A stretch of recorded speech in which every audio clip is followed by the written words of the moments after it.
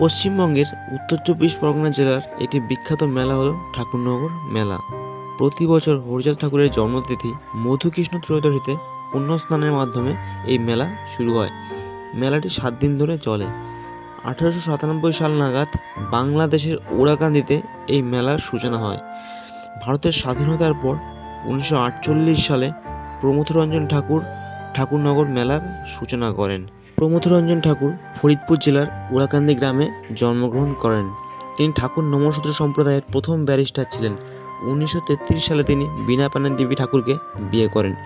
1947 সালে ভারত ভাগের পর পরিবারের সাথে বড় মা অর্থাৎ বীণাপাণি দেবী ছাড়াও উল্লেখযোগ্য সংখ্যক মতুয়া ভারতের পশ্চিমবঙ্গে পাড়ি জমায়।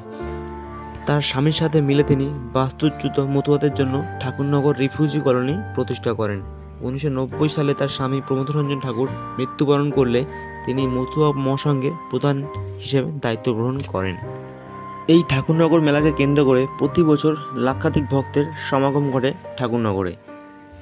শুধু আমাদের দেশের মধ্যেই সীমাবদ্ধ নয়, আমাদের পার্শ্ববর্তী দেশ বাংলাদেশ থেকেও কিন্তু মতুয়া সম্প্রদায়ের ভক্তরা এই ঠাকুরনগরে পাড়ি জমান। হরিচাঁদ ঠাকুর মতুয়া মহাসংঘের প্রবর্তক। তিনি সমাজের পিছিয়ে পড়া হিন্দু সম্প্রদায়ের লোকেদের জন্য এবং সমাজের দলিত মানুষের উন্নয়নে নানান কাজ করেছিলেন। গোপালগঞ্জ জেলার কাশিয়ানী উপজেলায় ওরাকান্দিতে হরিচাঁদ ঠাকুরের ঠাকুরবাড়ি অবস্থিত। আপনারা ঠাকুরবাড়িতে গেলে দেখতে পাবেন হরিচাঁদ ঠাকুরের যে মূল মন্দিরটি রয়েছে তার সামনে কিন্তু রয়েছে নাট মন্দির, আর এই নাট মন্দিরের ভিতরে রয়েছে নানান বাণী। হরিচাঁদ ঠাকুরের পুত্র ছিলেন গুরুচাঁদ ঠাকুর। পিতার মৃত্যুর পর এই সামাজিক আন্দোলনের দায়িত্ব নেন গুরুচাঁদ। শিক্ষা বিস্তার ও জীবনযাত্রার মানোন্নয়নের উপর বিশেষ জোর দেন গুরুচাঁদ ঠাকুর। এবার আপনাদের যে জায়গাটির কথা না বললে নয়, সেটি হলো এই কামনার সাগর। মতুয়া সম্প্রদায়ের মানুষের বিশ্বাস, এই কামনার সাগরে যদি ডুব দেওয়া হয় তবে তাদের মনস্কামনা পূর্ণ হয়। প্রতি বছর ঠাকুরনগর মেলাকে কেন্দ্র করে রাস্তার সাইডে এরকম ব্যানার লাগানো হয় এবং চলে মন্দির ধোয়া মোছার কাজও। আপনি গেলে এখানে দেখতে পাবেন অল ইন্ডিয়া মতুয়া মহাসংঘের কার্যালয় রয়েছে এবং রয়েছে শ্রীধাম ঠাকুরবাড়ির ঠাকুরমহল। প্রতি বছর এখানে মেলাকে কেন্দ্র করে নানান দোকানপাট, খাবারের এবং নানান আসবাবপত্রের দোকানপাট বিশাল বড়গুলো কিন্তু এখানে বসানো হয়।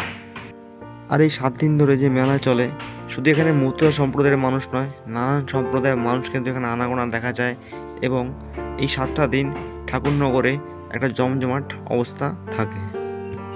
আর এই সময় মতুয়া সম্প্রদায়ের নানান দল তাদের নিশানের মাধ্যমে কিন্তু এই ঠাকুরবাড়িতে প্রবেশ করে এবং দণ্ডি কাটতে কাটতে তারা ঠাকুরবাড়ির সামনে এসে হাজির হয়।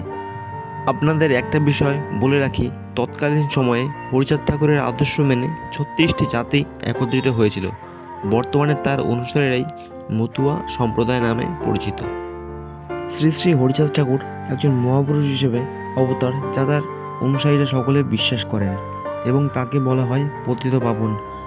তার ভক্তরা তাকে শ্রী চৈতন্যদেব এবং গৌতম বুদ্ধের যৌথ অবতার বলে মনে করত। এতক্ষণ পর্যন্ত আপনাদের ঠাকুরবাড়ির ইতিহাস সম্পর্কে সমস্তটাই জানালাম। তো ভিডিওটি কেমন লাগলো আপনাদের তা কমেন্টের মাধ্যমে অবশ্যই জানাবেন। দেখা হচ্ছে নেক্সট ভিডিওতে। ততক্ষণের জন্য সবাই ভালো থাকবেন, সুস্থ থাকবেন।